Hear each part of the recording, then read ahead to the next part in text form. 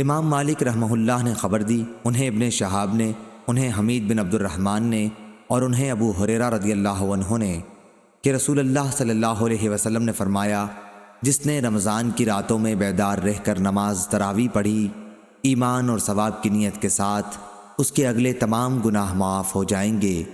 ابن شہاب نے بیان کیا کہ پھر نبی کریم صلی اللہ علیہ وسلم کی وفات ہو گئی اور لوگوں کا یہی حال رہا، الگ الگ اکیلے اور جماعتوں سے تراویح پڑھتے تھے۔ اس کے بعد ابو بکر رضی اللہ عنہ کے دور خلافت میں اور عمر رضی اللہ عنہ کے ابتدائی دور خلافت میں بھی ایسا ہی رہا۔ صحیح بخاری حدیث نمبر 2009۔ ابن شہاب سے امام مالک رحمہ اللہ کی روایت ہے، انہوں نے عروہ بن زبیر رضی اللہ عنہ سے اور انہوں نے عبد الرحمن بن عبد القاری سے روایت کی کہ انہوں نے بیان کیا کہ میں عمر بن خطاب رضی اللہ عنہ کے ساتھ رمضان کی ایک رات کو مسجد میں گیا۔ سب لوگ متفرق اور منتشر تھے، کوئی اکیلا نماز پڑھ رہا تھا اور کچھ کسی کے پیچھے کھڑے ہوئے تھے۔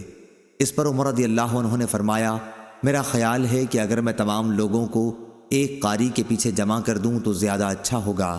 چنانچہ آپ نے یہی ٹھان کر ابی ابن کعب رضی اللہ عنہ کو ان کا امام بنا دیا۔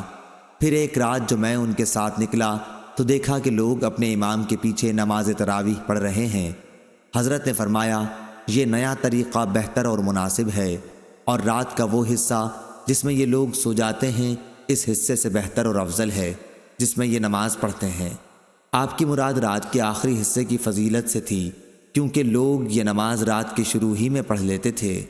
صحیح بخاری حدیث نمبر 2010۔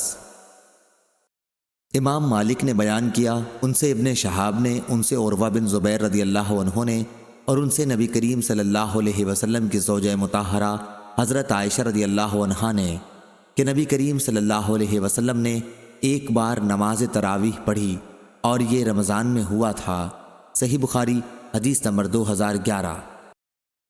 عروہ نے خبر دی اور انہیں عائشہ رضی اللہ عنہا نے خبر دی کہ رسول اللہ صلی اللہ علیہ وسلم ایک مرتبہ رمضان کی نصف شب میں مسجد تشریف لے گئے اور وہاں تراویح کی نماز پڑھی۔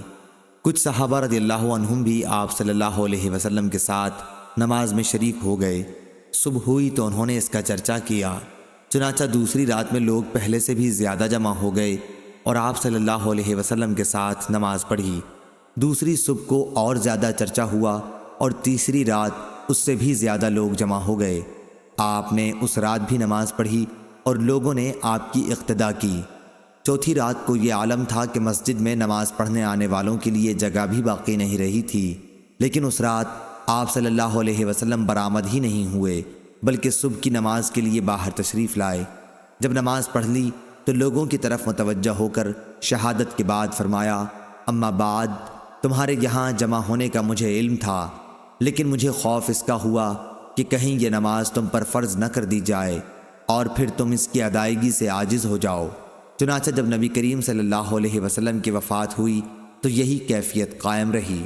صحیح بخاری حدیث نمبر 2012۔ امام مالک رحمہ اللہ نے بیان کیا، ان سے سعید مقبری نے، ان سے ابو سلمہ بن عبد الرحمن نے کہ انہوں نے عائشہ رضی اللہ عنہا سے پوچھا کہ رسول اللہ صلی اللہ علیہ وسلم تراویح یا تہجد کی نماز رمضان میں کتنی رکعتیں پڑھتے تھے؟